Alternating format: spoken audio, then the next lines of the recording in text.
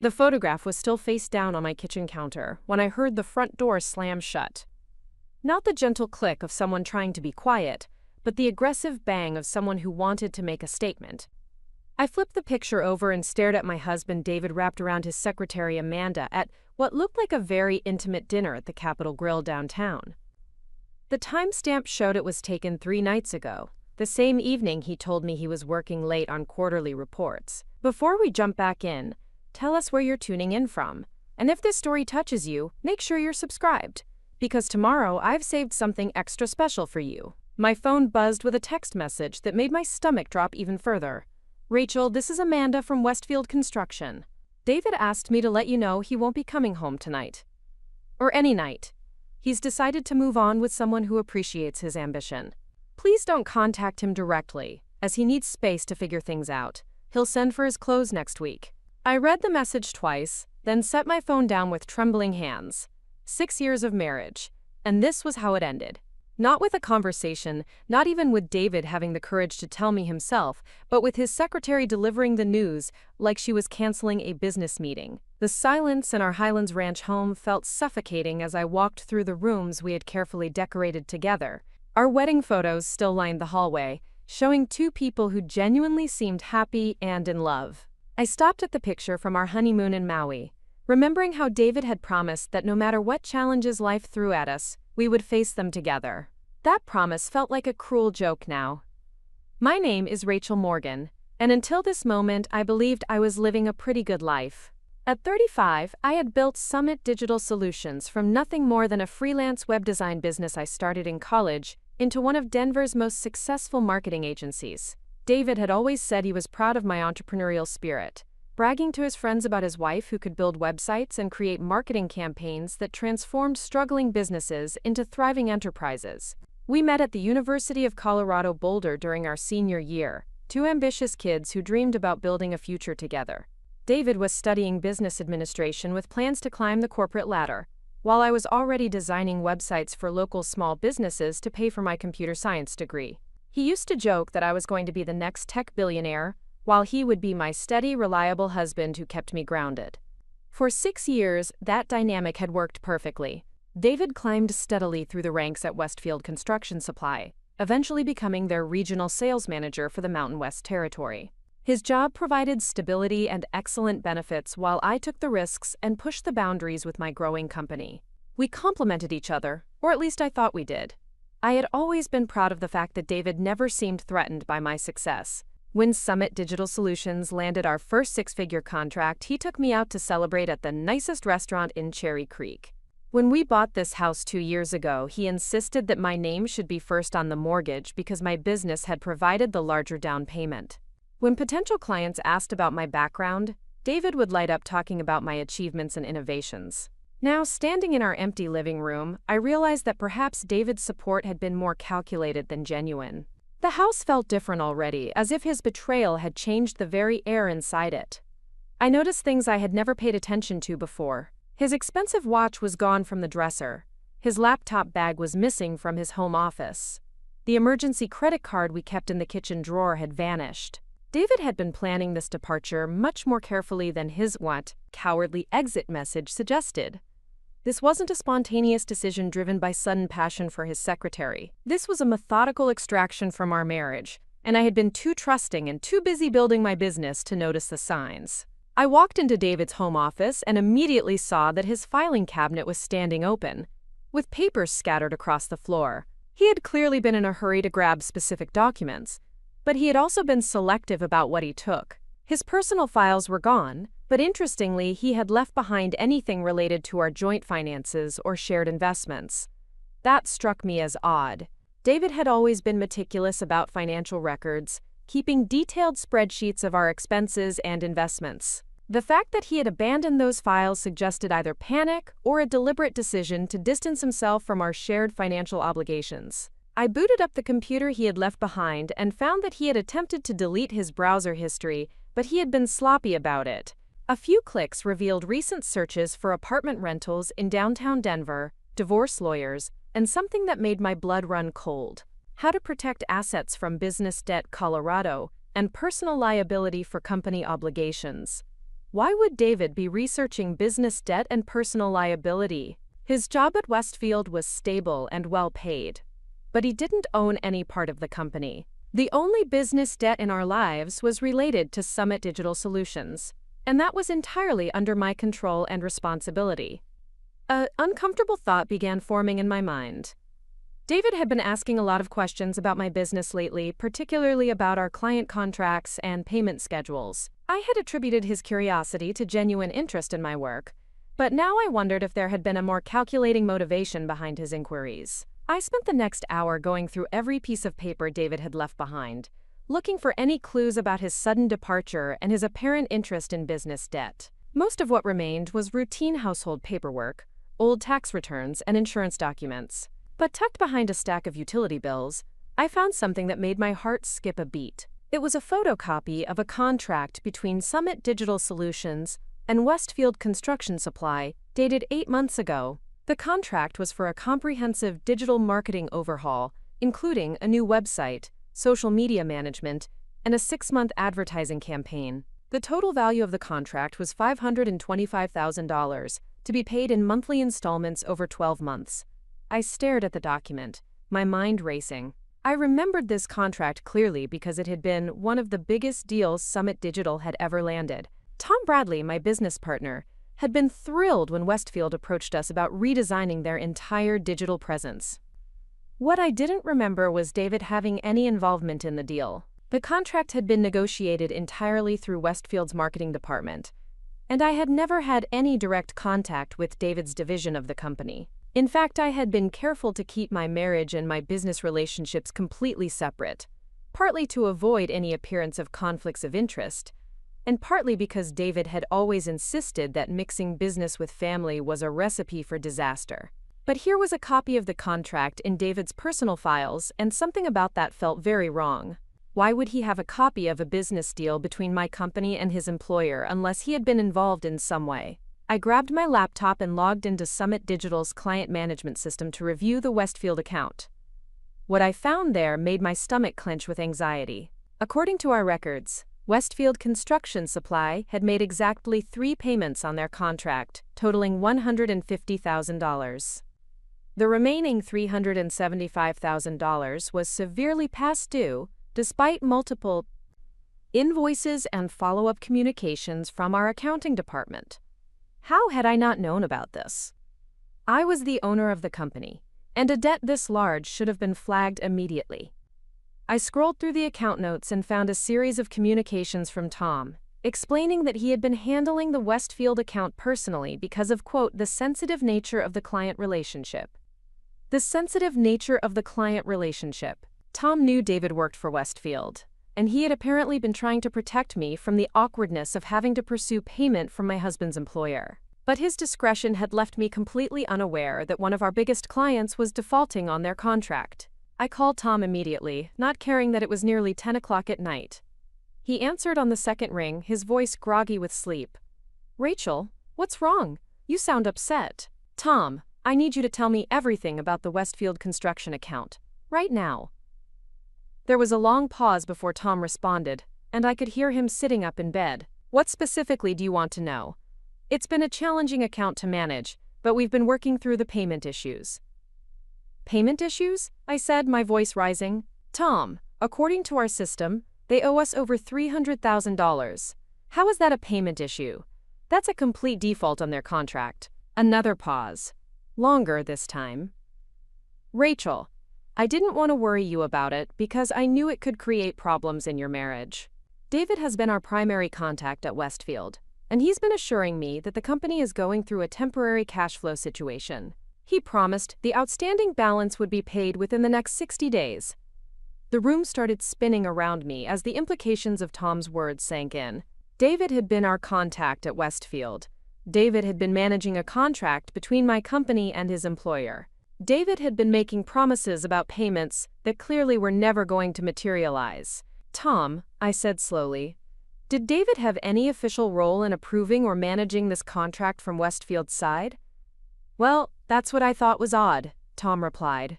"According to David, he was acting as an internal liaison to help facilitate the project, but he didn't seem to have any formal authority to approve payments. Every time I asked for documentation or spoke to other people at Westfield, David would intervene and say he was handling everything internally. I felt like I was going to be sick. David had inserted himself into a business deal between my company and his employer, apparently without proper authorization from either side. He had been making promises about payments that he had no authority to guarantee, and he had been using his position as my husband to convince my business partner to be patient with an increasingly untenable situation. Tom, I need you to gather every piece of documentation we have about the Westfield contract. Every email, every phone call record, every piece of communication. I need to see all of it first thing tomorrow morning. Rachel, what's going on? You're scaring me. I took a deep breath, trying to organize my thoughts before responding. David left me tonight. He moved in with his secretary, and apparently has been planning this for some time. And now I'm discovering that he may have been involved in a business deal that could destroy my company. The silence on the other end of the phone stretched for almost a minute before Tom spoke again. Oh my God, Rachel. Do you think David has been running some kind of scam using both companies?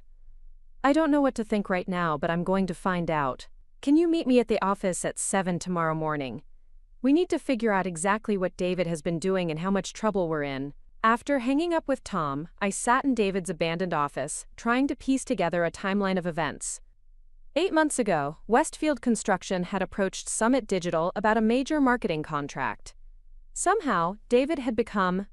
Preparing and narrating this story took us a lot of time, so if you are enjoying it, subscribe to our channel, it means a lot to us. Now back to the story. Involved in managing that relationship from Westfield's side, despite not working in their marketing or procurement departments. For the past 5 months, payments on the contract had been sporadic and eventually stopped completely, but David had been assuring my business partner that everything would be resolved soon. Meanwhile, David had been asking me detailed questions about my business finances, researching business debt and personal liability, and apparently planning his departure from our marriage. The timing was too convenient to be coincidental. I walked back to the kitchen and picked up the photograph of David and Amanda at their romantic dinner. Looking at it now, I noticed details I had missed in my initial shock. Amanda was wearing an expensive designer dress that probably cost more than most people's monthly salary. David's watch, the one that was now missing from our dresser, was clearly visible in the photo and looked like a new purchase. They were drinking what appeared to be a very expensive bottle of wine at one of Denver's most upscale restaurants. Where had the money for this lifestyle come from?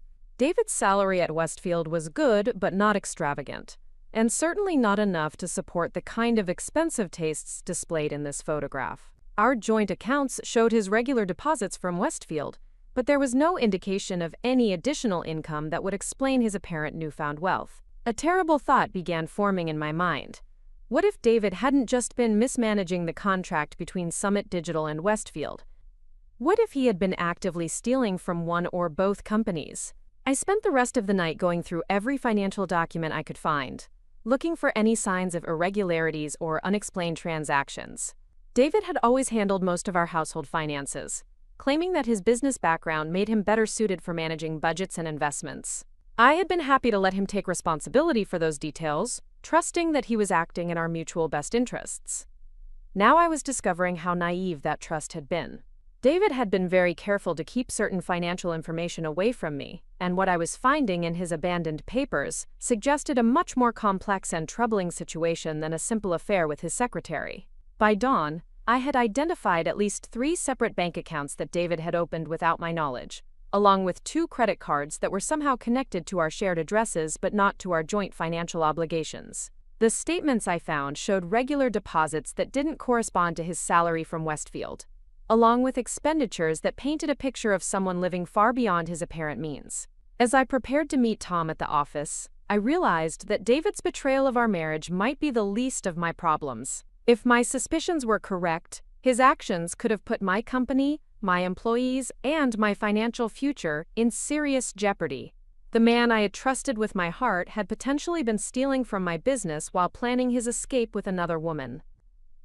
The morning drive to downtown Denver felt surreal as I navigated through the familiar streets while my world crumbled around me. Summit Digital Solutions occupied the top 2 floors of a modern glass building in the heart of the business district, and I had always felt a sense of pride and accomplishment when I walked into the office each morning. Today, that pride was overshadowed by anxiety and anger as I wondered whether David's actions had jeopardized everything I had worked so hard to build. Tom was already waiting in the conference room when I arrived, surrounded by stacks of files and printouts. His expression was grim as he looked up from the documents spread across the table. "Rachel, this is much worse than I thought," he said without preamble. "I've been going through all of our communications with Westfield, and I think David has been playing both sides of this deal from the beginning." I poured myself a cup of coffee and sat down across from Tom, steeling myself for whatever he was about to reveal. "Show me everything." Tom opened the first file and began laying out a timeline that made my blood run cold. According to the documentation, David had initially contacted Summit Digital claiming to represent Westfield's executive team in their search for a marketing agency. He had provided internal information about Westfield's budget and decision-making process that had helped Summit Digital craft a winning proposal. "But here's the problem," Tom continued, pointing to a series of emails. "I spoke to Westfield's actual marketing director last week when the payments stopped coming. She had never heard of David Chen and had no idea that Westfield had contracted with us for any services. According to her, Westfield has an exclusive relationship with a different marketing agency and has never been in the market for the kind of comprehensive overhaul we've been providing." The room started spinning as the full scope of David's deception became clear.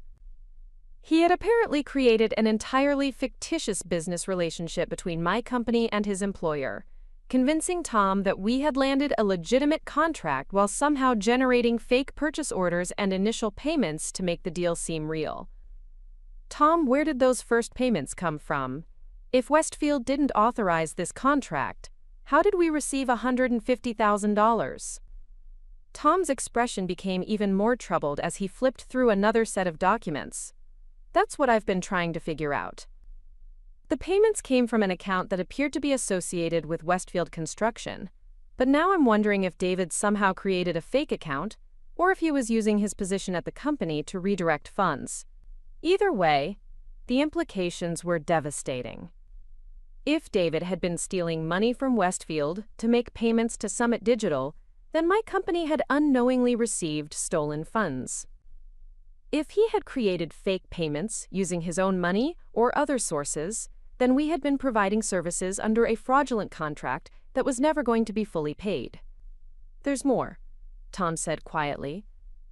"I found communications between David and our accounting department, where he was asking detailed questions about our client payment systems and how we track outstanding receivables. He also requested copies of our standard contract templates and pricing structures for similar projects." My hands clenched into fists as I realized that David had been mining my company for information that he could use in his scheme. He had been using his position as my husband to gain access to confidential business information, then leveraging that knowledge to create a fraudulent relationship that benefited him financially while potentially destroying my reputation and my company's future. "We need to call the police," I said firmly, "and we need to contact Westfield immediately to find out exactly what David has been doing there." Tom nodded grimly. "I already reached out to Westfield's CEO this morning. He's agreed to meet with us this afternoon to discuss the situation. But Rachel, I think you need to prepare yourself for the possibility that this goes even deeper than we've discovered so far." As we continued reviewing the documentation, a picture emerged of a man who had been systematically betraying everyone who trusted him. David had used his position at Westfield to gain access to company information that he could use to create a convincing fake contract. He had used his marriage to me to access Summit Digital's internal processes and confidential information. And he had used his relationship with Tom to manipulate the payment schedule and avoid scrutiny of the increasingly suspicious account. The most infuriating part was realizing how long this had been going on. David's questions about my business hadn't been supportive curiosity about my work. His encouragement of my entrepreneurial ambitions hadn't been loving support for my success. Everything had been calculated to position himself, to take advantage of the company I had built with my own hard work and determination. By noon, Tom and I had compiled a comprehensive file documenting David's apparent fraud. The evidence suggested that he had stolen at least $375,000 through his fake contract scheme, and possibly much more if there were other fraudulent transactions we hadn't discovered yet. But as devastating as the financial implications were, what hurt most was the realization that my marriage had been built on lies and manipulation. David hadn't fallen out of love with me and decided to pursue Amanda. He had been planning to rob me and disappear, using his secretary as both an accomplice and a convenient cover story for his sudden departure. The question now was whether Amanda Pierce knew about David's criminal activities or if she was just another victim of his manipulation. Based on the expensive lifestyle displayed in their dinner photograph, I suspected she was more involved than David's text message had suggested.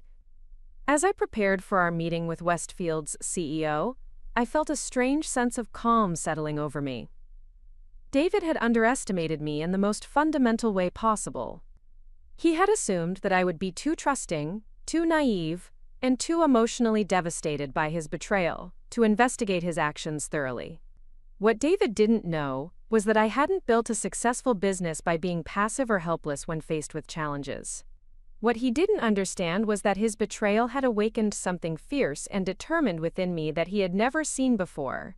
And what he definitely hadn't considered was that his secretary was about to discover exactly what kind of man she had chosen to build her future with.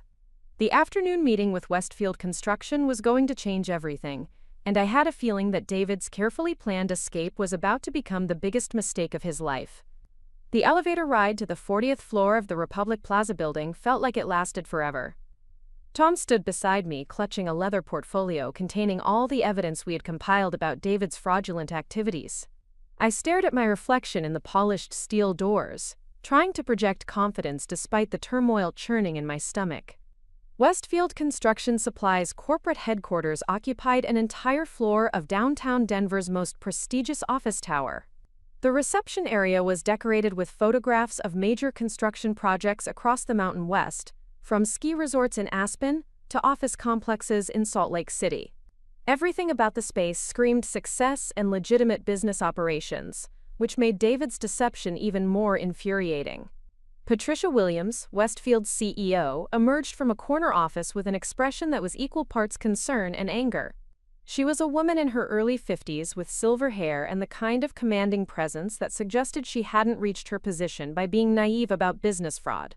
"Ms. Morgan, Mr. Bradley, thank you for coming in on such short notice," she said, leading us toward a conference room overlooking the Rocky Mountains. "I have to tell you, your call this morning has raised some very serious concerns about one of our employees." As we settled around the mahogany conference table, Patricia opened a thick file folder and spread several documents across the surface. "I've spent the morning investigating David Chen's activities within our organization, and what I've discovered is deeply troubling." My heart pounded as Patricia began explaining what her internal investigation had revealed. David's official role at Westfield was regional sales manager for building supplies, a position that gave him access to client information and some budget authority, but absolutely no involvement in marketing decisions or major contract negotiations. According to our records, David has never been assigned to any projects involving digital marketing or website development, Patricia continued. In fact, our marketing department has an exclusive contract with Morrison Creative Group that's been in place for over 3 years. We have never solicited proposals from other agencies during David's tenure with our company. Tom and I exchanged glances as Patricia confirmed our worst fears. David had created the entire business relationship out of thin air, using his position at Westfield to make his fraud seem legitimate while stealing from both companies. "But here's where it gets more complicated," Patricia said, pulling out a series of bank statements. "Our accounting department discovered that someone has been making unauthorized transfers from various Westfield accounts to what appeared to be approved vendor payments. The total amount transferred over the past 8 months is approximately $460,000. I felt the blood drain from my face as the full scope of David's theft became clear. He hadn't just created a fake contract with my company. He had been actively stealing money from Westfield to make the initial payments to Summit Digital, creating the illusion of a legitimate business relationship while robbing his employer. "Ms. Williams, are you saying that David was embezzling money from Westfield to pay my company for services we were actually providing?" I asked, trying to wrap my head around the complex fraud scheme. That's exactly what I'm saying, Patricia replied grimly. David apparently created a series of false vendor accounts and purchase orders that allowed him to redirect funds to your company. From Westfield's perspective, it looked like legitimate business expenses. From your perspective, it looked like payments from a major client. Tom leaned forward, his face pale with realization. So Summit Digital was unknowingly receiving stolen money while providing real marketing services based on a completely fabricated contract. Precisely. And what makes this even more serious is that David had help from someone with access to our financial systems. The level of sophistication in these transactions suggests that at least one other person within Westfield was involved in the fraud. My mind immediately jumped to Amanda Pierce, David's secretary and apparent new girlfriend. If she had been helping David steal from Westfield while also breaking up his marriage, the level of betrayal was staggering. Ms. Williams, does Amanda Pierce have access to Westfield's financial systems or vendor accounts? I asked. Patricia's expression darkened as she flipped to another section of her file. Amanda Pierce has been David's executive assistant for the past 14 months. Her access credentials show regular activity in our accounts payable system, and she was responsible for processing many of the vendor payments that we now know were fraudulent. The conference room fell silent as the implications sank in. David and Amanda hadn't just been having an affair. They had been running a sophisticated embezzlement scheme that involved stealing from David's employer to pay my company for services that were never legitimately contracted. Ms. Williams, what is Westfield planning to do about this situation? Tom asked. We're filing criminal charges against both David Chen and Amanda Pierce for embezzlement, fraud, and theft, Patricia replied without hesitation. We're also working with our legal team to recover the stolen funds through civil litigation. But I need to be clear about something, Ms. Morgan. While your company was an unwitting victim of this fraud, you did receive money that was stolen from Westfield. My stomach dropped as I realized the legal implications of Patricia's statement. Even though Summit Digital had provided legitimate marketing services, we had been paid with embezzled funds. The money we had received might need to be returned to Westfield, regardless of the work we had performed. Are you saying that Summit Digital will be required to repay the money we received? I asked. That's something our legal teams will need to work out, Patricia said diplomatically. Westfield recognizes that your company acted in good faith and provided real services based on what appeared to be a legitimate contract. However, the funds you received were stolen property, which complicates the situation significantly. Tom and I spent the next 2 hours providing Patricia with detailed information about our interactions with David and the work Summit Digital had performed for what we believed was Westfield Construction. Patricia's legal team joined the meeting, along with a forensic accountant who began analyzing the financial transactions between the companies. As the meeting progressed, an even more disturbing picture emerged of David's activities. The forensic accountant discovered that David had been manipulating Westfield's financial systems for over a year, creating fake vendor accounts and redirecting funds for purposes that went far beyond paying my company. Mr. Chen appears to have stolen approximately $750,000 total from Westfield, the accountant explained.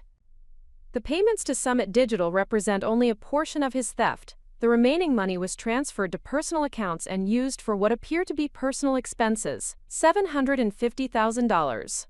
David had been living a completely double life, stealing $750,000 from his employer, while maintaining the facade of a stable, ethical businessman.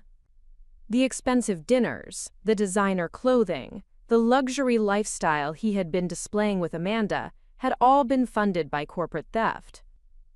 Ms. Morgan, I need to ask you some difficult questions about your personal finances, Patricia said gently. If David was stealing this much money from Westfield, it's possible that some of those funds ended up in your joint accounts or were used for shared expenses. I felt a chill run down my spine as I realized what Patricia was suggesting.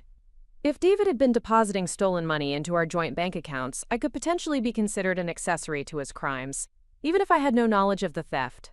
I can provide you with complete records of all our joint financial accounts, I said, trying to keep my voice steady. But I want to be clear that I had no knowledge of any fraudulent activities.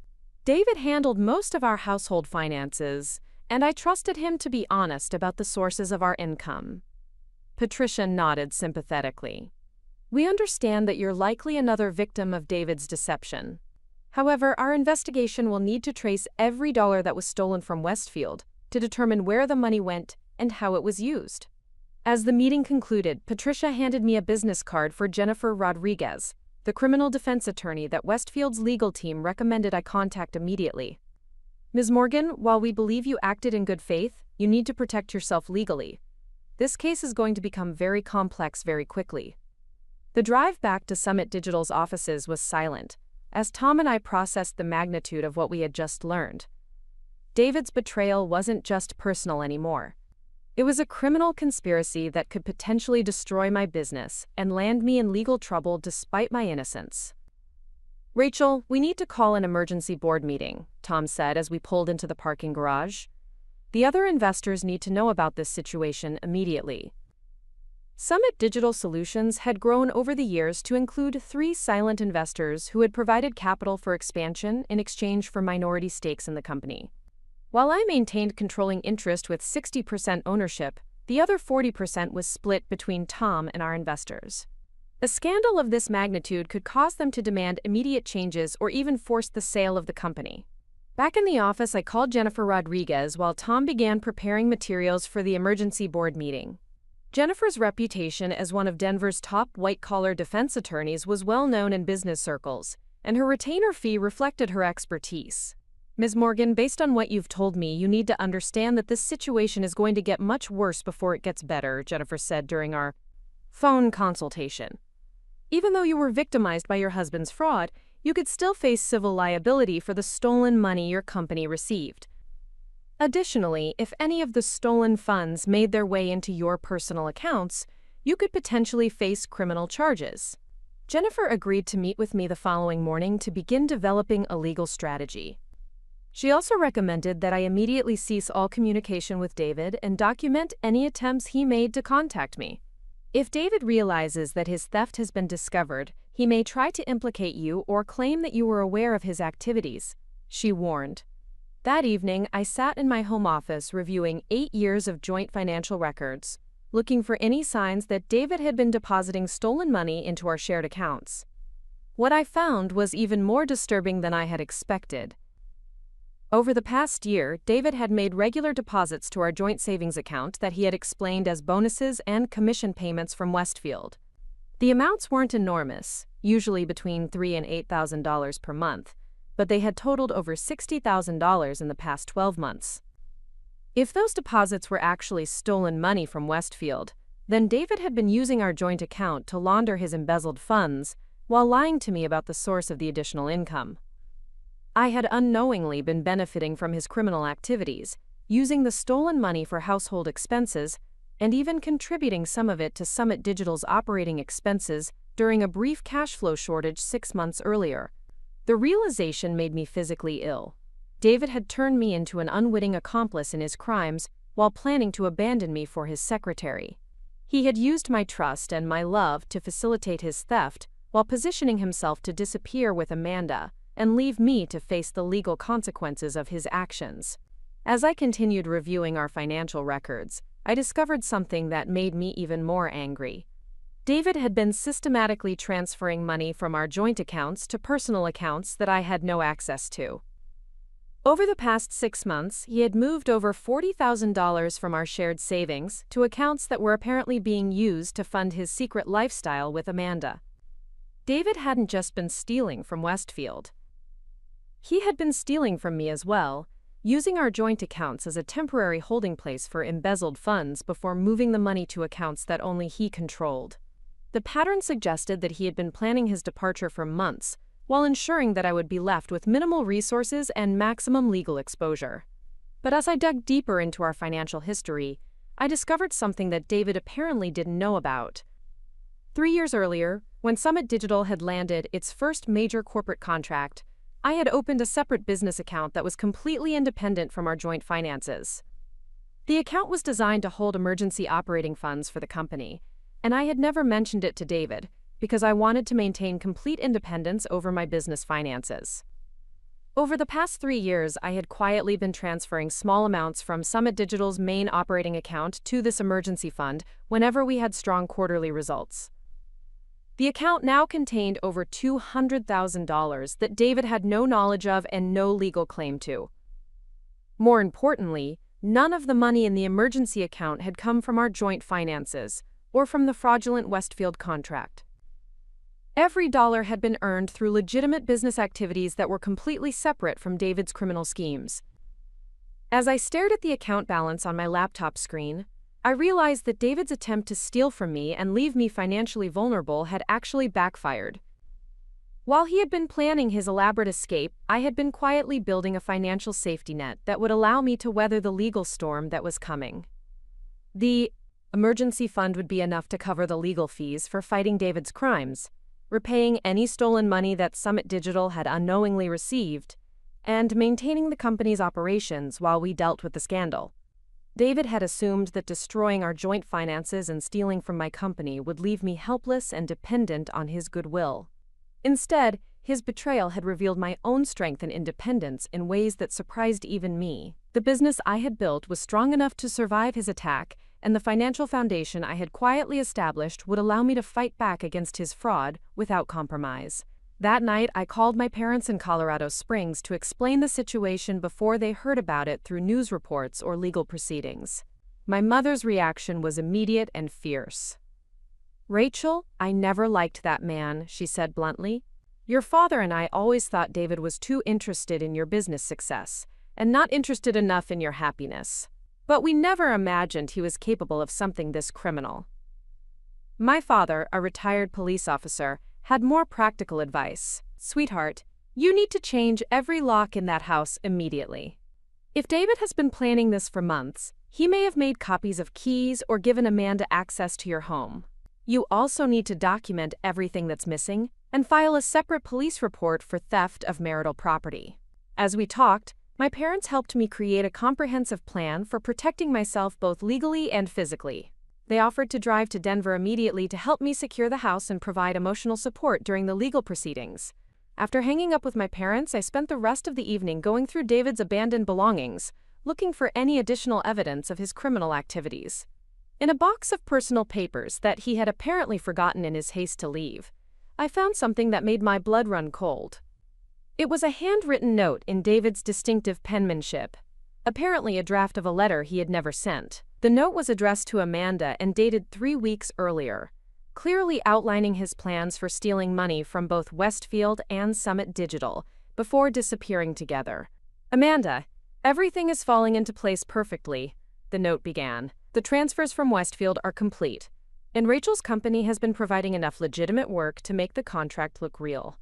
By the time anyone discovers what we've done, we'll be long gone with enough money to start over anywhere we want." The note went on to describe David's plan to clean out the joint bank accounts, transfer the remaining stolen money to offshore accounts, and blame the entire fraud on computer hackers or accounting errors. He had even planned to claim that I had been aware of the fraudulent contract and had been complicit in the theft from Westfield. "The best part is that Rachel will be left holding the bag for all of it," David had written. "Her company received the stolen money, so she'll be the one facing criminal charges while we're enjoying our new life together. She's too trusting and too naive to figure out what happened until it's too late to do anything about it." Reading David's casual betrayal of our marriage and his callous plan to frame me for his crimes filled me with a rage I had never experienced before. He hadn't just been planning to leave me for another woman. He had been planning to destroy my life completely, while using my love and trust against me. But David had made a critical miscalculation in his assessment of my character. I wasn't the naive, trusting woman he thought he had married. I was a successful entrepreneur who had built a thriving business through determination, intelligence, and careful planning. And now that I understood the full scope of his betrayal, I was going to use every resource at my disposal to ensure that he faced the consequences of his crimes. The handwritten note was evidence of premeditation that would be invaluable in the criminal prosecution. It proved that David had been planning the fraud for months, and that he had deliberately intended to frame me for his theft. More importantly, it showed that Amanda had been a willing participant in the conspiracy from the beginning. As I photographed the note and secured it in my home safe, I realized that David's arrogance had provided me with the evidence I needed to protect myself and ensure that both he and Amanda faced justice for their crimes. They had underestimated me in the most fundamental way possible, and that mistake was going to cost them everything. The next morning brought a phone call that changed the entire dynamic of the situation. Jennifer Rodriguez called at 7 o'clock with news that David and Amanda had been arrested at Denver International Airport attempting to board a flight to the Cayman Islands. Rachel, they were caught with over $400,000 in cash and multiple fake identification documents, Jennifer explained. This wasn't just embezzlement anymore. They were attempting to flee the country with stolen money, which makes this a federal case involving international money laundering.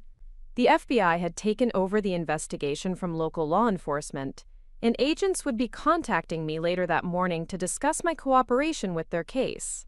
David's attempt to escape with Amanda had transformed him from a local white-collar criminal into a federal fugitive, dramatically increasing the potential penalties he would face. The good news for you is that their flight attempt proves that this was a premeditated conspiracy that you clearly weren't part of, Jennifer continued. No one plans an escape to the Cayman Islands overnight. This shows that David and Amanda had been planning this fraud for months, which supports your claim of innocence. As I prepared for another day of legal meetings and FBI interviews, I felt a strange sense of satisfaction, knowing that David's elaborate plan had collapsed spectacularly. His attempt to steal from both Westfield and Summit Digital, frame me for his crimes, and escape to a tropical paradise with his secretary had ended with both of them in federal custody facing decades in prison.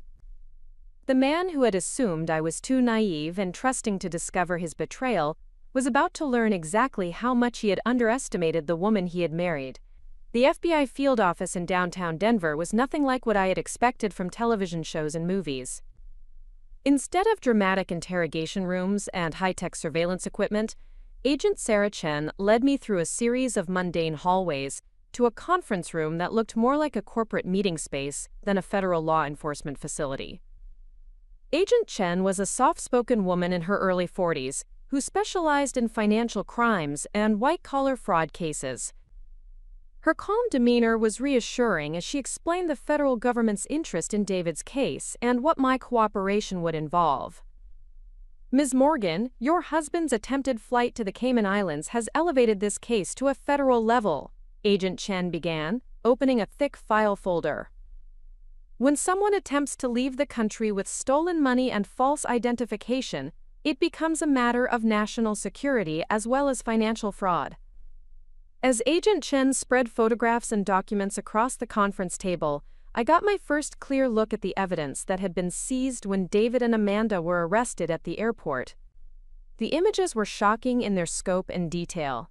David and Amanda had been carrying $430,000 in cash, distributed across multiple pieces of luggage and hidden in clothing and personal items. They had obtained fake passports and driver's licenses with new identities, suggesting that they had been planning their escape for months. Most disturbing of all, they had been traveling with detailed financial records showing bank accounts in 3 different countries. Mr. Chen and Ms. Pierce weren't just planning to disappear, Agent Chen explained. They had established a sophisticated international money laundering operation designed to hide the stolen funds across multiple jurisdictions. This level of planning indicates that the fraud was much more extensive than we initially realized. Agent Chen showed me printouts of bank statements from accounts in the Cayman Islands, Switzerland, and Singapore. The total amount deposited in these offshore accounts over the past 14 months was staggering, nearly $2 million. Agent Chen, are you saying that David stole $2 million from Westfield Construction? I asked, trying to process the magnitude of his theft. Not just from Westfield, Agent Chen replied grimly. Our investigation has revealed that your husband was running similar fraud schemes with at least 3 other companies. He was creating fake contracts, establishing fraudulent vendor relationships, and stealing money from multiple employers simultaneously. The revelation hit me like a physical blow. David hadn't just been stealing from Westfield while deceiving me. He had been operating a sophisticated criminal enterprise that involved defrauding multiple companies while maintaining the facade of a respectable businessman. Agent Chen pulled out another set of documents that made my stomach clench with anxiety. Ms. Morgan, we need to discuss your company's role in this situation. While we believe you were victimized by your husband's fraud, Summit Digital Solutions received payments totaling $375,000 that were stolen from Westfield Construction. I had known this conversation was coming, but hearing the amount stated so bluntly still felt devastating. Agent Chen, my company provided legitimate marketing services based on what we believed was a valid contract. We had no knowledge that the payments were stolen. We understand that, and our investigation supports your claim of innocence, Agent Chen said reassuringly. However, the law requires that stolen property be returned to its rightful owner, regardless of whether the recipient knew it was stolen. Summit Digital will likely be required to repay the $375,000 to Westfield. The financial implications were serious but manageable thanks to the emergency fund I had discovered in my company's accounts. However, Agent Chen's next revelation was far more troubling. Ms. Morgan, we've discovered that your husband used Summit Digital's name and reputation to establish fraudulent relationships with other companies as well. He apparently convinced several businesses that your company was interested in providing services, then used those fake relationships to steal money and information. David had been using my company's reputation as a cover for his criminal activities with multiple victims. He had been impersonating Summit Digital representatives, creating fake proposals, and even forging my signature on documents that were used to facilitate his theft from other businesses. How many other companies are involved? I asked, dreading the answer. So far, we've identified 4 additional businesses that were defrauded using your company's identity, Agent Chen replied. The total amount stolen from all sources appears to be approximately $2.3 million. $2.3 million. David had been operating a criminal enterprise of staggering scope, while I had been completely unaware of his activities. He had used my love, my trust, and my company's reputation to facilitate theft on a scale that I could never have imagined. Agent Chen continued explaining the federal government's case against David and Amanda. The charges they were facing included conspiracy to commit fraud, money laundering, identity theft, and attempted flight to avoid prosecution. If convicted on all counts, they could each face up to 20 years in federal prison. Ms. Morgan, we need your help to build the strongest possible case against your husband and Ms. Pierce, Agent Chen said. Your testimony about David's access to your company's information and his manipulation of your business relationships will be crucial evidence of his premeditation and criminal intent. I spent the next 3 hours providing Agent Chen with detailed information about David's behavior over the past year, his access to Summit Digital's confidential information, and the ways he had manipulated my trust to facilitate his criminal activities. The process was emotionally exhausting, but also strangely liberating as I finally understood the full scope of David's betrayal. As our meeting concluded, Agent Chen handed me a business card and a thick packet of legal documents. Ms. Morgan, you'll need to testify before a federal grand jury within the next 2 weeks. Your attorney can help you prepare for that process. Additionally, you may be contacted by attorneys representing the other companies that were victimized by your husband's fraud. The drive back to Summit Digital's offices gave me time to process the magnitude of what I had learned. David's betrayal wasn't just personal anymore. It was a federal crime that had victimized multiple companies and potentially put dozens of innocent people at risk of financial loss. When I arrived at the office, Tom was waiting with news that added another layer of complexity to the situation. Rachel, I just got off the phone with Amanda Pierce's attorney, he said, his expression troubled. She wants to meet with us this afternoon. Amanda Pierce, the woman who had helped destroy my marriage and steal from multiple companies, wanted to talk. The audacity of her request was breathtaking, but I was curious about what she could possibly have to say that would justify a meeting. Did her attorney say what she wants to discuss? I asked. Apparently, Amanda claims she has information about David's activities that could help reduce the charges against her, Tom replied. She's willing to cooperate with law enforcement in exchange for a plea agreement, and she specifically asked to speak with you before making any formal statements. The idea of sitting across from the woman who had helped David steal from my company and destroy my marriage was infuriating, but I realized that Amanda might have information that could help me understand the full scope of David's crimes. Against my better judgment, I agreed to the meeting. Amanda's attorney, Michael Foster, had arranged for us to meet at his downtown office later that afternoon. Jennifer Rodriguez insisted on accompanying me to ensure that Amanda's cooperation wasn't some kind of trap designed to implicate me in David's crimes. When Amanda Pierce walked into the conference room, I was struck by how different she looked from the confident, glamorous woman in the photograph I had seen with David. Her expensive designer clothing had been replaced by a simple gray dress, her perfectly styled hair was pulled back in a plain ponytail, and her face showed the strain of someone who had spent several nights in federal custody. "Rachel, thank you for agreeing to see me," Amanda said quietly, her voice barely above a whisper. "I know you have every right to hate me, and I understand if you don't believe anything I'm about to tell you." Michael Foster opened a thick file folder and began explaining Amanda's situation. "Ms. Pierce has been cooperating with federal investigators since her arrest. She's provided detailed information about David Chen's criminal activities and is prepared to testify against him in exchange for a reduced sentence." Amanda's cooperation had apparently been invaluable to the FBI's investigation. She had provided access to David's offshore bank accounts, helped decode his money laundering operations, and revealed the identities of other people who had been involved in his fraud schemes. "Amanda, why did you agree to help David steal from these companies?" I asked, trying to keep my voice neutral despite the anger I felt. Amanda's response was not what I had expected. "Rachel, I need you to understand something that the FBI is still investigating. I didn't know David was married when we started our relationship." The confession hit me like a thunderbolt. According to Amanda, David had been living a complete double life for over a year. He had told her that he was divorced, and that his ex-wife was trying to steal money from him through fraudulent business contracts. "David told me that you were running a scam to collect money from Westfield for services you never intended to provide," Amanda continued, her voice shaking with emotion. "He said he was working with law enforcement to document your fraud, and that the money transfers were part of an undercover investigation." I stared at Amanda in disbelief as she explained how David had manipulated her into helping with his criminal activities. He had convinced her that she was helping to catch a fraudulent business owner, not helping to steal money from multiple companies. "Amanda, did you really believe that story?" Jennifer Rodriguez asked skeptically. "I know it sounds ridiculous now," Amanda replied, tears beginning to form in her eyes.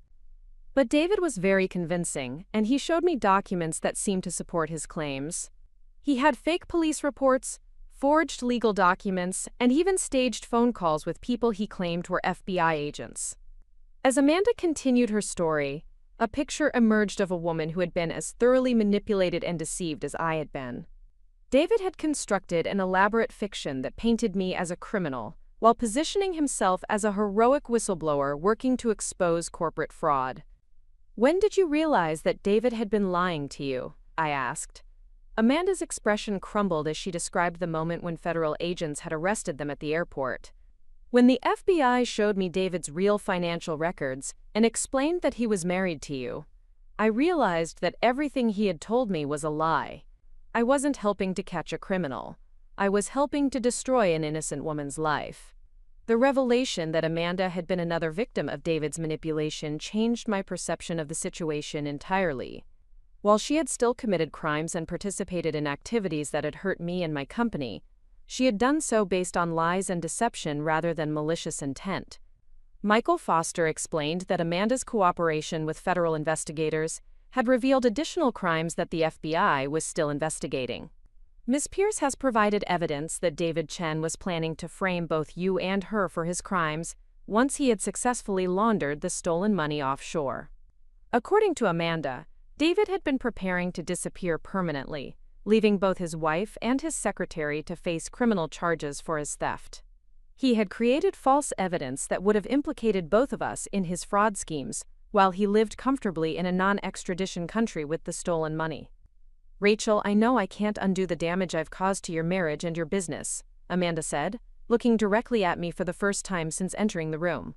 "But I want you to know that David was planning to destroy both of our lives. The only difference is that you were smart enough to discover his lies before he could completely disappear." As our meeting continued, Amanda provided details about David's criminal activities that were both shocking and illuminating. She had discovered that David owed money to dangerous people outside of his corporate theft schemes, including gambling debts and loans from individuals who were likely involved in organized crime. David wasn't just stealing money to fund a luxury lifestyle, Amanda explained. He was stealing money to pay debts that could have gotten him killed if he hadn't been able to come up with the cash quickly. The revelation added another dimension to David's desperation and explained why he had been willing to take such enormous risks with his fraud schemes. He hadn't just been greedy. He had been genuinely afraid for his life if he couldn't repay the money he owed to dangerous creditors. Amanda pulled out a handwritten note that she had found among David's belongings after their arrest. The note detailed David's plan to fake his own death after successfully laundering the stolen money, leaving everyone to believe that he had been killed by his creditors while actually living under a new identity in South America. "Rachel, David never intended for either of us to survive his schemes," Amanda said, her voice filled with a mixture of fear and regret. "He was planning to frame us both for his crimes and then disappear permanently, leaving us to face prosecution while he started a new life with a new identity." The handwritten note was evidence of premeditation that would be crucial in the federal prosecution. It proved that David had been planning to commit additional crimes beyond the theft and fraud, including identity fraud, insurance fraud, and potentially even murder if anyone had gotten too close to discovering his activities. As Amanda's attorney explained the terms of her cooperation agreement with federal prosecutors, I realized that her testimony would be essential in ensuring that David faced the maximum possible penalties for his crimes. Her inside knowledge of his criminal activities and his future plans would help the government build an airtight case against him. "Ms. Pierce will be pleading guilty to conspiracy and fraud charges in exchange for her cooperation," Michael Foster explained. "She'll likely receive a sentence of 3 to 5 years in federal prison, but that's significantly less than the 20 years she could have faced if she had refused to cooperate." 3 to 5 years seemed like a light sentence for someone who had helped steal over $2 million, but I understood that her cooperation was essential for ensuring that David faced appropriate consequences for being the mastermind behind the criminal enterprise. As our meeting concluded, Amanda made one final request that surprised me. "Rachel, I know I have no right to ask this, but would you be willing to read a letter I've written to you? It's not a legal document or anything that will be part of the federal case.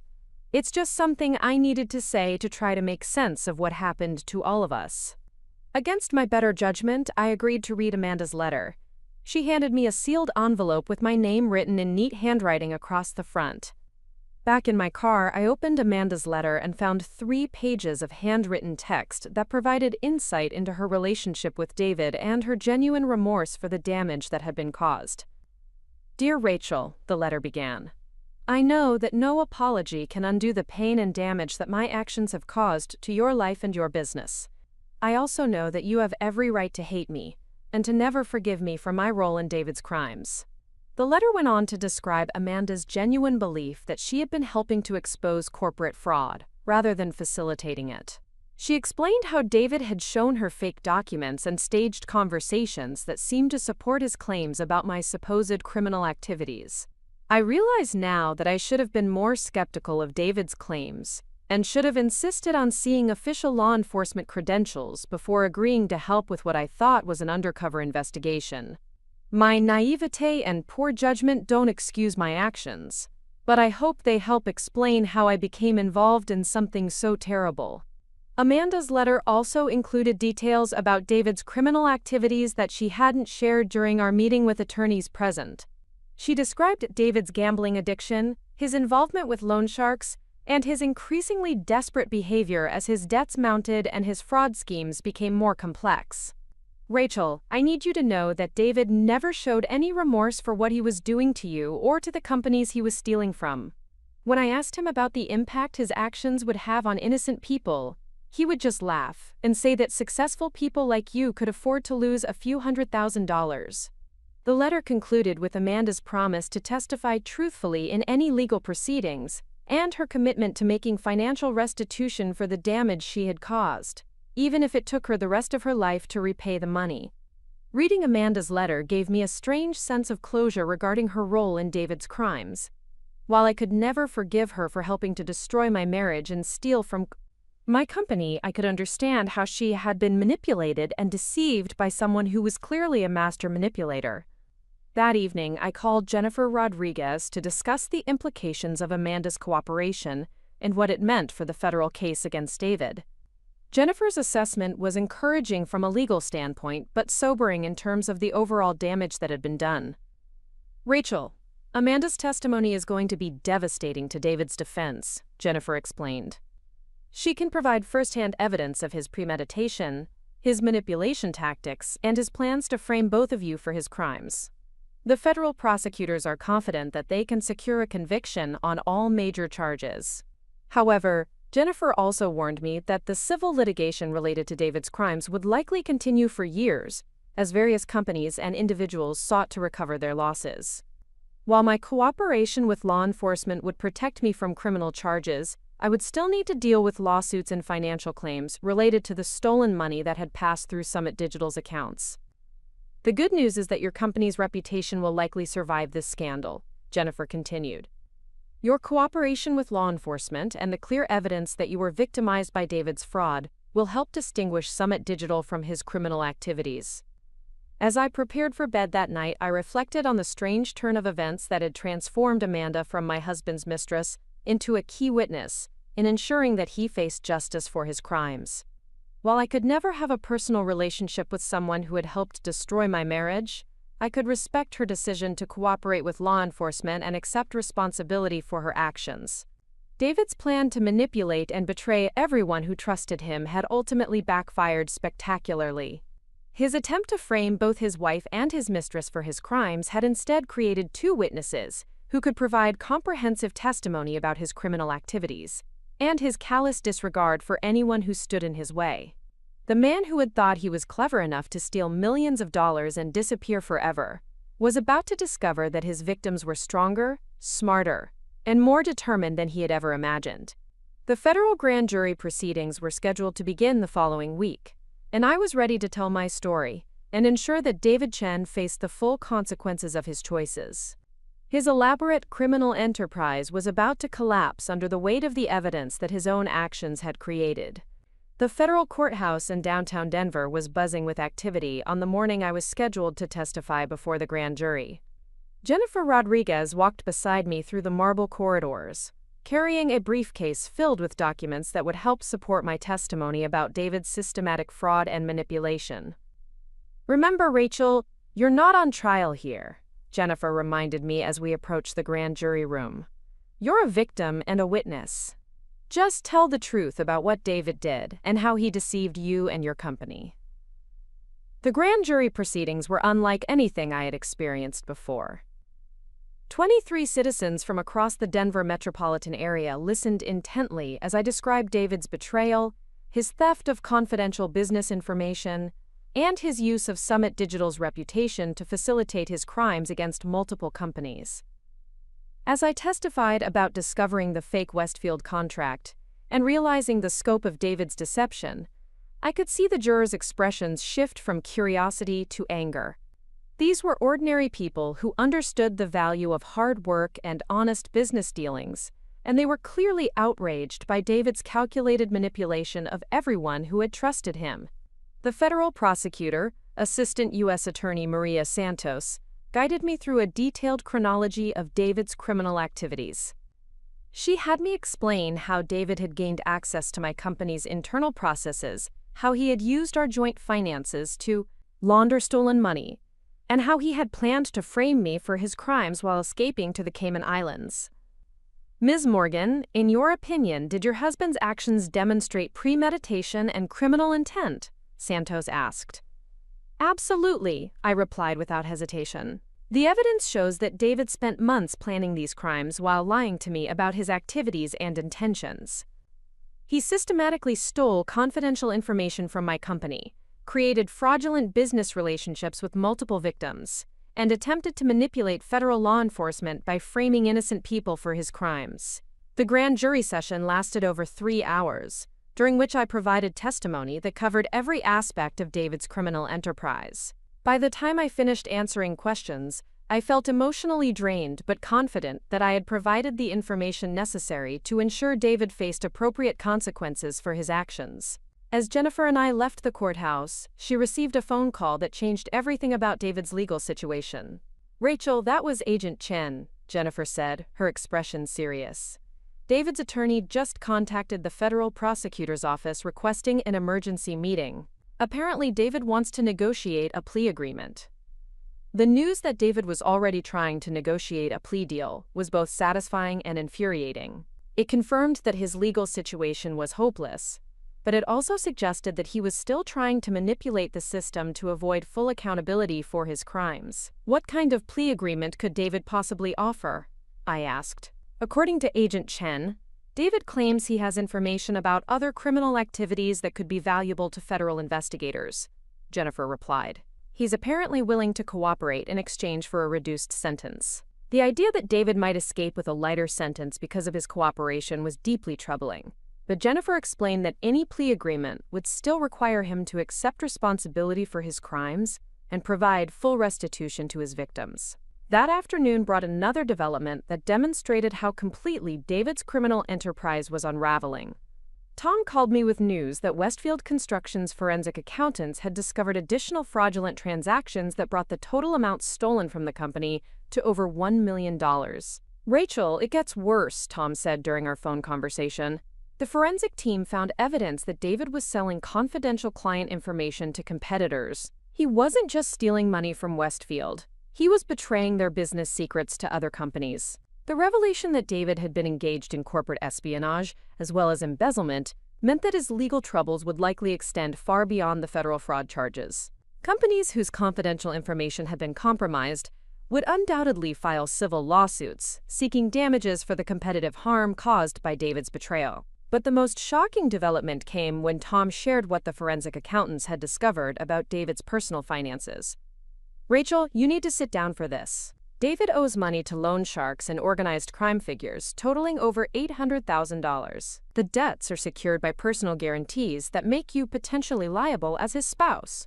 My blood ran cold as the implications of Tom's revelations sank in. If David had signed personal guarantees that included marital assets, his debts to dangerous criminals could potentially threaten my safety and my financial security, even after our divorce was finalized. "Tom, how is that possible? I never signed any loan documents or personal guarantees." "Apparently, David forged your signature on several documents and used fraudulent information about your company's assets to secure loans from people who don't typically verify information through legitimate channels," Tom explained. "These criminals think you're jointly responsible for David's debts, regardless of the legal reality." The news that David had potentially put me in physical danger by borrowing money from organized crime figures was the final straw in my patience with his betrayal. Not only had he stolen from my company and destroyed our marriage, but he had also exposed me to threats from violent criminals who would hold me responsible for his debts. I immediately called Jennifer Rodriguez to discuss the implications of David's criminal debts and what steps I could take to protect myself from potential retaliation by his creditors. Jennifer's advice was both practical and sobering. "Rachel, you need to hire personal security immediately," Jennifer said without hesitation. "People who loan money to gamblers and desperate criminals don't typically distinguish between the borrower and the borrower's family when it comes time to collect. Your safety could be at risk until David's debts are resolved, or until these people understand that you had no knowledge of his activities." Jennifer recommended a private security firm that specialized in protecting individuals who had been threatened by organized crime figures. The cost of personal protection would be substantial, but the alternative of ignoring the threat was unacceptable. As I made arrangements for personal security, I received a phone call that I had been dreading but expecting. David's voice was strained and desperate when I answered, clearly calling from the federal detention center where he was being held pending trial.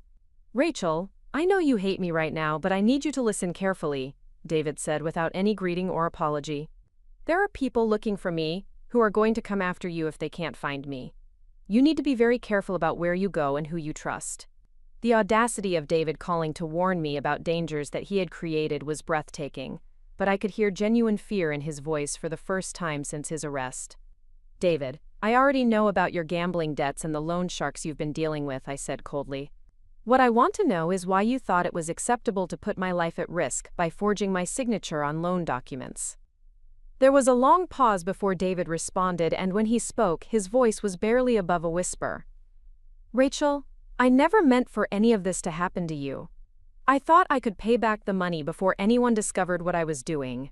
The gambling debts just kept getting bigger, and these people don't accept excuses or payment plans. So you decided to steal millions of dollars from multiple companies and frame me for your crimes? I asked, my anger building with each word. You thought that was a better solution than asking for help or declaring bankruptcy? I couldn't declare bankruptcy because these people would have killed me, David replied desperately. I was trying to steal enough money to pay them off and disappear before anyone got hurt, but everything went wrong when the FBI caught us at the airport. David's explanation revealed the depth of his desperation and the poor judgment that had led to his criminal activities, but it did nothing to excuse the harm he had caused to me and to the other innocent people who had been victimized by his schemes. David, I want you to understand something very clearly, I said, my voice steady despite my anger. I am not going to help you, I am not going to forgive you, and I am not going to accept any responsibility for the problems you created. You made your choices, and now you have to live with the consequences. Rachel, please, I know I don't deserve your help, but there's something you need to know about Amanda, David said, his voice becoming even more desperate. She wasn't just helping me steal money from Westfield. She was working with other people to set up both of us. The claim that Amanda had been working with other people was intriguing, but potentially just another manipulation attempt by David to shift blame away from his own actions. I had already heard Amanda's testimony about being deceived by David's lies, and her cooperation with federal investigators suggested that she was genuinely remorseful about her role in his crimes. David, Amanda has already testified about your crimes and provided evidence that you were planning to frame both of us, I replied. If you have information about other people who were involved in your criminal activities, you should share that information with your attorney and federal investigators. You don't understand, David continued frantically. Amanda's brother is connected to the people I owe money to. She was feeding information about our activities to them from the beginning. The whole relationship was a setup to help them collect on my debts. If David's claim was true, it would mean that Amanda had been lying about her role in his criminal activities and had actually been working as an informant for organized crime figures. But given David's history of manipulation and lies, his desperate attempt to implicate Amanda seemed more likely to be a final effort to avoid full responsibility for his actions. David, if you have evidence to support these claims, then present it to the authorities, I said firmly. But don't expect me to believe anything you say without independent verification. You've lost the right to be trusted about anything. I hung up the phone and immediately called Jennifer Rodriguez to report David's claims about Amanda's alleged connections to organized crime. Jennifer agreed that David's desperation might be driving him to make false accusations, but she also recommended that federal investigators look into his claims to ensure that there weren't additional criminal activities that hadn't been discovered. The next morning brought news that confirmed David's legal situation was deteriorating rapidly. Agent Chen called to inform me that federal prosecutors had rejected David's initial plea proposal and were proceeding with the full range of charges against him. Ms. Morgan, David Chen's attempt to negotiate a plea agreement has failed because prosecutors don't believe he's been completely honest about his criminal activities, Agent Chen explained. His claims about other people being involved in his crimes haven't been supported by credible evidence, and his cooperation hasn't provided any valuable information that the government didn't already possess. Agent Chen also confirmed that federal investigators had looked into David's claims about Amanda's alleged family connections to organized crime and had found no evidence to support his accusations. Amanda's brother was a legitimate businessman with no criminal connections, and her cooperation with federal investigators had been genuine and complete. David Chen appears to be making desperate attempts to shift blame to other people as he realizes that he's facing significant prison time, Agent Chen continued. This is a common behavior pattern among white-collar criminals who are confronted with overwhelming evidence of their guilt. The failure of David's plea negotiations meant that he would face trial on all federal charges, including conspiracy to commit fraud, money laundering, identity theft, and attempted flight to avoid prosecution. If convicted on all counts, he could receive a sentence of up to 30 years in federal prison. As the federal case against David moved forward, I received a phone call from Patricia Williams at Westfield Construction, with news that demonstrated how thoroughly David's criminal activities were being exposed. Rachel, our forensic investigation has uncovered additional evidence that David was involved in a much larger criminal conspiracy, Patricia said during our phone conversation. We've discovered that he was working with employees at other companies to facilitate similar fraud schemes across multiple industries. The revelation that David had been part of a larger criminal network explained how he had been able to operate his sophisticated fraud schemes for so long without detection. He hadn't been working alone. He had been collaborating with corrupt employees at multiple companies to steal money and confidential information on a regional scale. How many other companies were involved? I asked. So far, we've identified at least 6 companies where David had accomplices helping him steal money or information, Patricia replied. The total amount of theft and fraud appears to be over $5 million, making this one of the largest white-collar crime cases in Colorado history. $5 million in theft and fraud meant that David's criminal activities had been far more extensive than anyone had initially realized. He hadn't just been stealing money to pay gambling debts. He had been operating as part of an organized criminal enterprise that was systematically defrauding businesses across the Mountain West region. The scope of David's criminal activities also meant that his sentence would likely be much more severe than the 20 to 30 years that had been discussed for his individual crimes. Participation in an organized criminal conspiracy would add additional charges and penalties that could result in a life sentence without the possibility of parole. That afternoon, I met with Tom Bradley to discuss how Summit Digital Solutions would handle the ongoing legal and financial challenges related to David's crimes. Despite the significant disruption caused by the scandal, our company had actually grown stronger during the crisis as clients and partners rallied to support us after learning about our victimization. Rachel, I have some good news for a change, Tom said as we reviewed our quarterly financial reports. 3 major clients have signed long-term contracts with us specifically because they were impressed by how we handled the crisis with integrity and transparency. The new contracts would more than offset the financial losses we had suffered from David's fraud, and the positive publicity from our cooperation with law enforcement had actually enhanced Summit Digital's reputation in the business community. There's more good news, Tom continued. The emergency fund you established has grown to over $300,000, which will be more than enough to cover any remaining legal expenses and potential restitution payments. The financial stability of Summit Digital Solutions meant that I could focus on the legal proceedings against David without worrying about the survival of my company. My decision to maintain financial independence from David's schemes had proven to be crucial in protecting my business from the fallout of his criminal activities. As we discussed the company's future plans, Tom raised an important question about how we would handle the ongoing civil litigation related to David's crimes. Rachel, several of the companies that were victimized by David's criminal network are planning to file civil lawsuits seeking damages, Tom explained.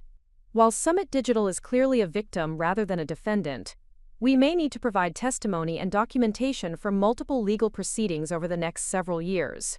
The prospect of years of ongoing litigation was daunting, but Jennifer Rodriguez had assured me that our cooperation with law enforcement and our status as victims would protect us from any significant legal exposure.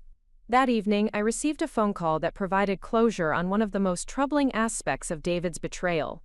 Agent Chen called to inform me that federal investigators had arrested 3 additional people in connection with David's criminal network, effectively dismantling the entire conspiracy. Ms. Morgan, the arrests today should eliminate any ongoing threat to your safety from David's criminal associates, Agent Chen explained. The people he owed money to were part of the criminal network that has now been completely disrupted by federal law enforcement. The arrest of David's criminal associates meant that I could finally stop worrying about potential retaliation from loan sharks and organized crime figures. David's attempt to put my life at risk by borrowing money from dangerous criminals had ultimately led to the exposure and arrest of those same criminals. As I prepared for bed that night, I reflected on how completely David's criminal empire had collapsed under the weight of his own poor decisions and desperate actions. His attempt to steal millions of dollars and escape to a tropical paradise had instead resulted in his arrest, the exposure of a major criminal conspiracy, and the imprisonment of multiple accomplices. The man who had thought he was clever enough to manipulate everyone around him had instead provided law enforcement with the evidence needed to dismantle an entire criminal network. His betrayal of his wife, his employer, and his criminal associates had turned everyone against him and ensured that he would face the maximum possible consequences for his crimes. David's desperation and poor judgment had transformed him from a respected businessman into a federal criminal facing the possibility of life in prison. His attempt to blame other people for his crimes had failed spectacularly, and his plea for mercy had been rejected by prosecutors who recognized his lack of genuine remorse. The woman he had assumed would be too naive and trusting to discover his betrayal had instead become the key witness in ensuring that he faced justice for his crimes. My cooperation with federal investigators had helped expose the full scope of his criminal activities and had protected other potential victims from being harmed by his ongoing schemes. As I looked toward the future, I felt a sense of satisfaction knowing that David's criminal enterprise had been completely destroyed, and that he would spend decades in prison reflecting on the choices that had led to his downfall. 6 months after David's arrest, I stood in the same federal courthouse where I had testified before the grand jury, but this time I was there to witness his sentencing. The courtroom was packed with victims from the multiple companies he had defrauded, FBI agents who had worked on the case, and journalists covering what had become one of Colorado's largest white-collar crime prosecutions. David looked haggard and defeated as federal marshals led him to the defendant's table. The expensive suits and confident demeanor that had once defined his public persona had been replaced by a standard orange jumpsuit and the hollow expression of someone who had lost everything through his own choices. His once perfectly styled hair was now unkempt, and the arrogant swagger that had characterized his movements during our marriage had been replaced by the shuffling gait of a broken man. Judge Margaret Walsh reviewed the extensive case file before addressing the courtroom. The evidence against David had been overwhelming, including testimony from Amanda Pierce, documentation from multiple defrauded companies, and financial records that traced every dollar he had stolen through his elaborate money laundering schemes. The prosecution had presented a case so comprehensive and damning that David's defense attorney had been reduced to pleading for mercy based on his client's cooperation with ongoing investigations. Mr. Chen, your crimes represent a calculated betrayal of trust that affected dozens of innocent victims, Judge Walsh began, her voice carrying the weight of authority that comes from years of presiding over federal criminal cases. You systematically stole from your employer, manipulated your wife's business for criminal purposes, and participated in an organized conspiracy that defrauded multiple companies across several states. The judge's recitation of David's crimes took nearly 15 minutes, covering every aspect of his criminal enterprise from the initial theft from Westfield Construction to his attempted flight to the Cayman Islands with stolen money and false identification documents. As she spoke, I watched David's shoulders slump further with each accusation, the reality of his situation finally penetrating the denial that had sustained him throughout the legal proceedings. The court finds that your actions demonstrate a complete lack of remorse and a willingness to harm anyone who stood in the way of your criminal schemes, Judge Walsh continued. You attempted to frame your own wife for crimes you committed. You manipulated a young woman into becoming an accomplice through elaborate lies, and you exposed multiple innocent people to physical danger through your associations with organized crime figures. As the judge prepared to announce David's sentence, I felt a strange sense of calm washing over me. The months of legal proceedings, FBI interviews, and media attention had been emotionally exhausting, but they had also provided me with complete vindication and closure regarding David's betrayal. The woman who had once worried about confronting her husband about minor household issues had testified before federal prosecutors and grand juries with confidence and clarity. David Chen, this court sentences you to 28 years in federal prison without the possibility of parole, Judge Walsh announced. You will also be required to pay full restitution to all victims of your crimes, totaling $5.7 million, and you will forfeit all assets that can be traced to your criminal activities. 28 years in federal prison meant that David would be in his 70s before he would be eligible for release. The sentence was longer than even the most optimistic predictions from federal prosecutors, reflecting the judge's determination to send a clear message about the consequences of sophisticated white-collar crime. I calculated quickly in my head and realized that David would miss decades of life, aging in prison while I rebuilt and thrived in the world he had tried to destroy for me. As David was led away in handcuffs, he turned briefly to look at me across the courtroom. For just a moment our eyes met, and I saw something in his expression that might have been regret or recognition of what he had lost through his choices. But that moment passed quickly, and he was gone, disappearing through the door that would separate him from society for the next 3 decades. Amanda Pierce had been sentenced 3 weeks earlier to 4 years in federal prison, after her cooperation with investigators and her genuine remorse for her role in David's crimes. Her testimony had been crucial in exposing the full scope of David's criminal network, and her willingness to accept responsibility had earned her a significantly reduced sentence compared to what she could have faced. During her sentencing hearing, Amanda had written a letter to the court expressing her deep regret for the pain she had caused to me and to the other victims of David's schemes. As the courtroom emptied and the media gathered their equipment, I felt no satisfaction in David's punishment, only relief that the legal proceedings were finally over and that justice had been served for all of his victims. The man who had once promised to love and protect me had revealed himself to be a calculating criminal who was willing to destroy anyone's life to serve his own selfish interests. Following the sentencing, I met with the other business owners who had been victimized by David's criminal network. Despite the significant financial losses we had all suffered, there was a sense of solidarity and mutual support among the victims who had refused to be defined by David's crimes.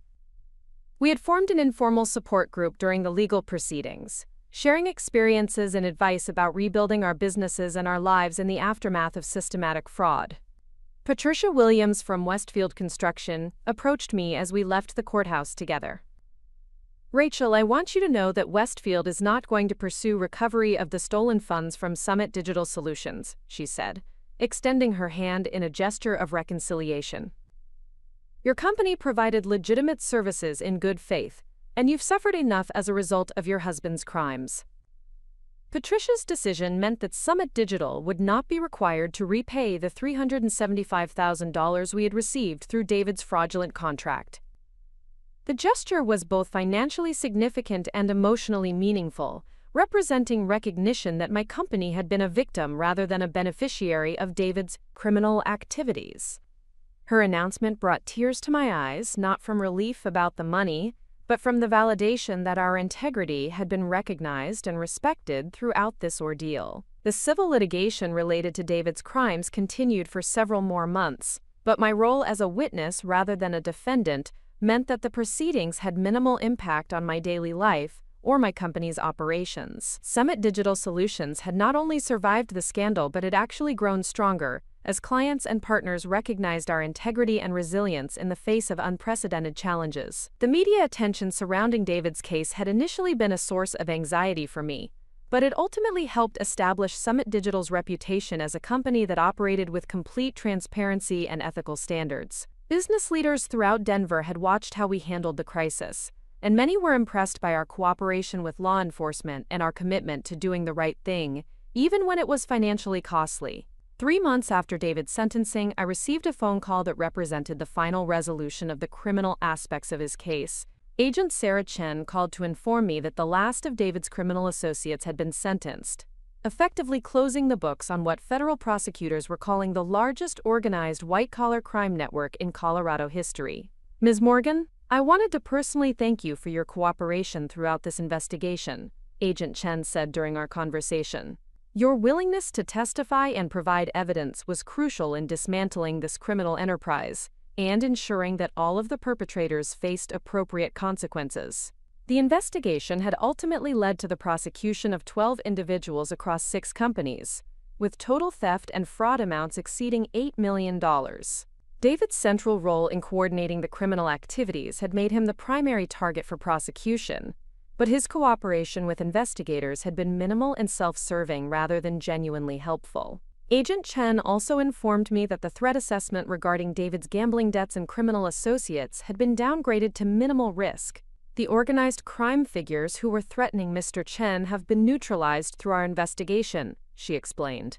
You should no longer have any concerns about personal safety related to your former husband's criminal activities. The news that I could finally stop worrying about potential retaliation from loan sharks and organized crime figures was liberating in ways I hadn't fully appreciated until that moment.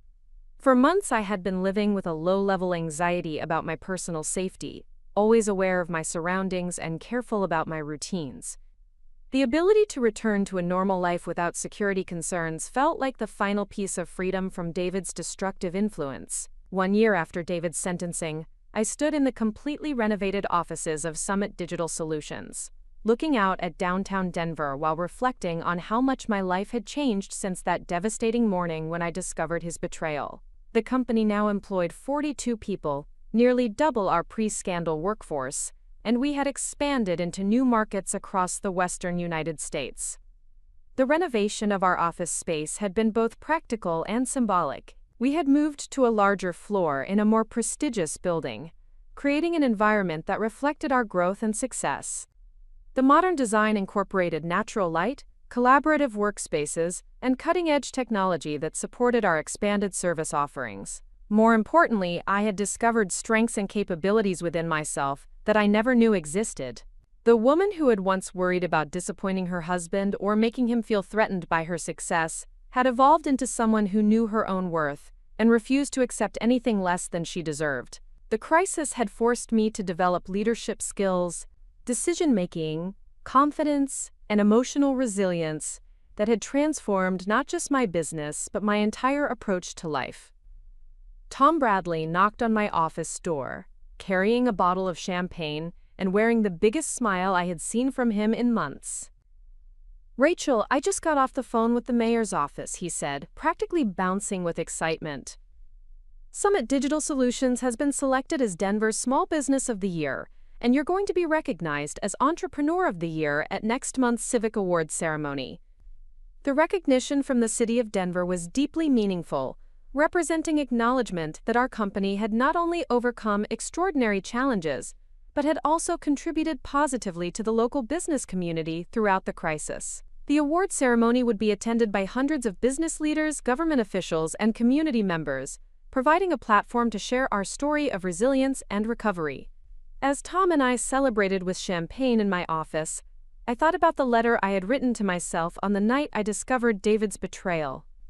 In that letter, I had promised to rebuild my life stronger than before, and to never again allow anyone to manipulate or control me through fear or false promises. Reading that letter now, I was amazed by the strength and determination I had found even in my darkest moment. The emergency fund I had quietly built over the years had provided the financial security needed to weather the legal storm, covering attorney fees, business disruptions, and the costs of enhanced security during the investigation. The business relationships I had carefully cultivated had provided the support and loyalty that helped Summit Digital Solutions not just survive but thrive despite the scandal. Most importantly, the integrity and work ethic I had maintained throughout my career had protected my reputation and enabled my recovery. Clients who had worked with us for years knew that our company operated with honesty and transparency, and they had rallied to support us when our character was tested by circumstances beyond our control. The personal transformation I had undergone was perhaps even more significant than the business success. I had learned to trust my own judgment, to set boundaries with people who didn't respect my values, and to build relationships based on mutual respect rather than dependency or obligation. The marriage that had once defined my identity had been replaced by a strong sense of personal autonomy and self-worth. During the months following David's sentencing, I had also worked with a therapist to process the emotional impact of his betrayal and to develop healthier patterns for future relationships.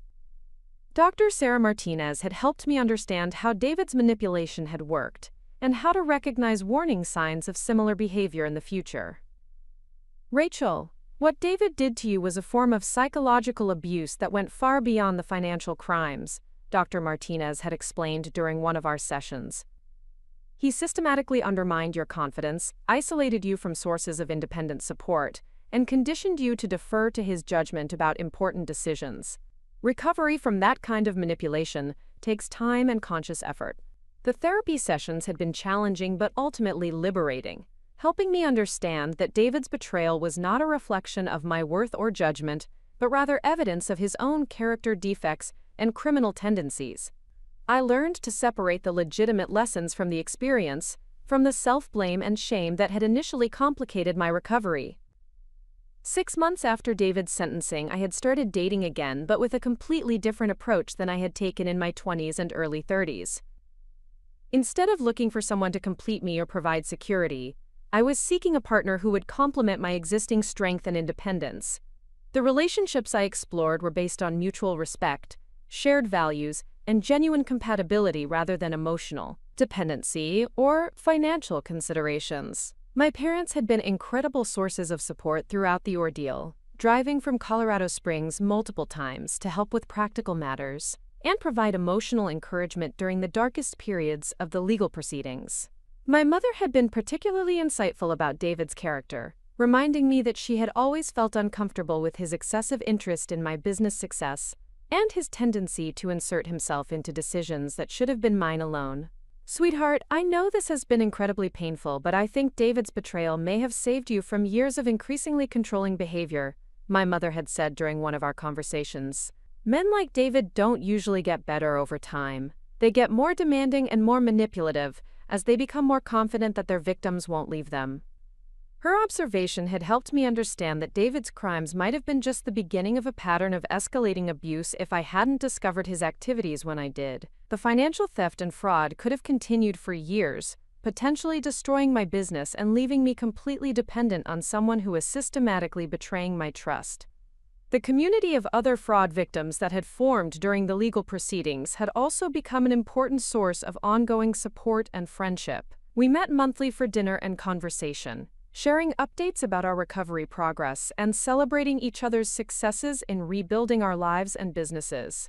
Patricia Williams had become a particularly close friend and business ally, with Westfield Construction becoming one of Summit Digital's largest legitimate clients. Our companies had developed a partnership based on mutual respect and shared commitment to ethical business practices, creating a relationship that was far more valuable than the fraudulent contract that had originally connected us. "Rachel, I've learned more about evaluating business partners and detecting fraud from working with you than I did in 20 years of business experience," Patricia had told me during a recent strategy meeting. "Your company's integrity and transparency have set a new standard for how we approach vendor relationships." The business growth that had followed David's prosecution was not just about increased revenue or expanded services. Summit Digital had attracted talented employees who were drawn to our culture of honesty, accountability, and resilience. Our team included several people who had left larger companies specifically to work for an organization that demonstrated real values under pressure. Jennifer Rodriguez, the attorney who had guided me through the legal proceedings, had become both a trusted advisor and a close friend. Her expertise in white-collar crime defense had been invaluable during the investigation, but her personal support and encouragement had been equally important in helping me navigate the emotional challenges of the experience. "Rachel, I've represented dozens of fraud victims over the years, but I've never seen anyone handle a situation like this with more grace and strength," Jennifer had told me after David's sentencing. "You turned what could have been a complete disaster into an opportunity for growth and positive change." Jennifer's law firm had also become a client of Summit Digital, hiring us to redesign their website and manage their digital marketing campaigns. The professional relationship that grew out of our personal connection had been beneficial for both of our businesses and had helped establish Summit Digital's reputation in the legal services market.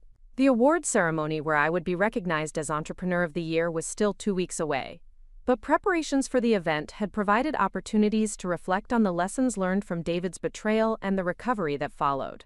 The speech I was preparing would focus on the importance of integrity, resilience, and the support of community in overcoming seemingly insurmountable challenges. I had also been invited to speak at several business conferences and university entrepreneurship programs about crisis management and ethical leadership. These speaking engagements had become an unexpected source of both revenue and personal satisfaction, allowing me to share practical advice with other business owners while continuing to process my own experiences. The keynote speech I had delivered at the Colorado Small Business Association's annual conference had been particularly well received, with several attendees approaching me afterward to share their own stories of business challenges and recovery. The ability to help other entrepreneurs navigate difficult situations had given me a sense of purpose that went beyond just rebuilding my own company and life. As I sat in my renovated office on a crisp October afternoon, reviewing the financial reports that showed Summit Digital's continued growth and success, I realized that David's attempt to destroy my life had actually led to the most fulfilling and successful period of my career. The challenges he had created had forced me to develop capabilities and confidence that might have remained dormant if I had continued in the comfortable but limiting patterns of our marriage. The emergency fund that had provided crucial financial stability during the crisis had grown to over $500,000, giving me the resources to pursue new opportunities without the fear of failure that had once constrained my decision-making. The business relationships that had sustained us during the scandal had evolved into genuine partnerships that were driving continued growth and innovation. Most importantly, the personal relationships in my life were now based on honesty, mutual respect, and genuine affection, rather than the manipulation and control that had characterized my marriage to David. The friends I had made during the recovery process were people who had seen me at my most vulnerable and had chosen to support rather than exploit that vulnerability. The romantic relationship I had been developing with Dr. Marcus Thompson, a pediatric surgeon I had met through mutual friends, was progressing slowly but steadily based on shared values and genuine compatibility. Marcus had been completely supportive of my need to focus on rebuilding my business and processing the trauma of David's betrayal, never pressuring me to move faster than I was comfortable with or to compromise my independence for the sake of the relationship. "Rachel, what I admire most about you is how you've turned a terrible experience into an opportunity for growth and positive change," Marcus had told me during one of our recent dinners. "Most people would have been destroyed by what David did to you, but you've used it as motivation to become stronger and more successful than ever before." Marcus's perspective as someone who dealt with life and death situations in his medical practice had helped me maintain perspective about the challenges I had faced. While David's betrayal had been devastating and criminal, it had not been life-threatening in the way that many of the situations Marcus encountered in his work. His ability to find hope and healing even in the most difficult circumstances had been inspirational and grounding for me. The day of the awards ceremony arrived with unseasonably warm weather and clear skies that seemed to reflect the optimism and sense of renewal that had characterized the past year of my life. As I prepared for the evening's events, I chose to wear a navy blue dress that I had purchased specifically for the occasion, symbolizing both professionalism and confidence. The ceremony was held at the Denver Art Museum with over 300 business leaders, government officials, and community members in attendance. As I walked into the reception area before the formal program, I was struck by how many of the people present knew my story and had been following Summit Digital's recovery and growth with interest and admiration. Mayor Patricia Hernandez approached me during the cocktail reception to personally congratulate me on the award and to thank me for my cooperation with law enforcement during David's prosecution. "Ms. Morgan, your handling of an extremely difficult situation has set an example for the entire business community," she said. "Your integrity and resilience have demonstrated the values that make Denver a great place to do business." The formal award presentation took place in the museum's main auditorium, with each recipient giving a brief acceptance speech before receiving their recognition. When my name was called as Entrepreneur of the Year, I walked to the podium with confidence and clarity about the message I wanted to share. 2 years ago, I thought I knew what success looked like, I began, looking out at the audience of business leaders and community members. I had a growing company, a comfortable marriage, and what seemed like a secure future. But sometimes life has a way of teaching us that real success isn't about comfort or security. It's about integrity, resilience, and the courage to rebuild when everything falls apart. I spoke for 10 minutes about the lessons learned from David's betrayal, the importance of maintaining ethical standards even under pressure, and the power of community support in overcoming seemingly impossible challenges. The speech was well received, with a standing ovation that lasted nearly 2 minutes, and numerous people approaching me afterward to share their own stories and express their admiration for my recovery.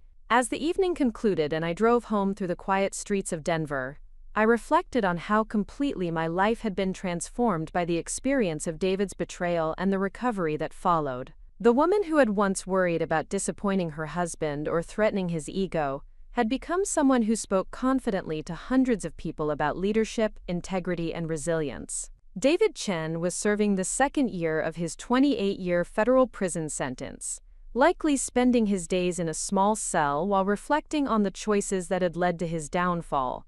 Amanda Pierce was serving the first year of her 4-year sentence, probably regretting her decision to trust David's lies and participate in his criminal schemes. Meanwhile, Rachel Morgan was thriving beyond her wildest dreams, leading a successful business, contributing to her community, and building relationships based on honesty and mutual respect. The contrast between their situations and mine was a powerful reminder that character and integrity ultimately determine our fate far more than cleverness or temporary advantages. Sometimes the people who underestimate you provide the greatest motivation to prove them wrong.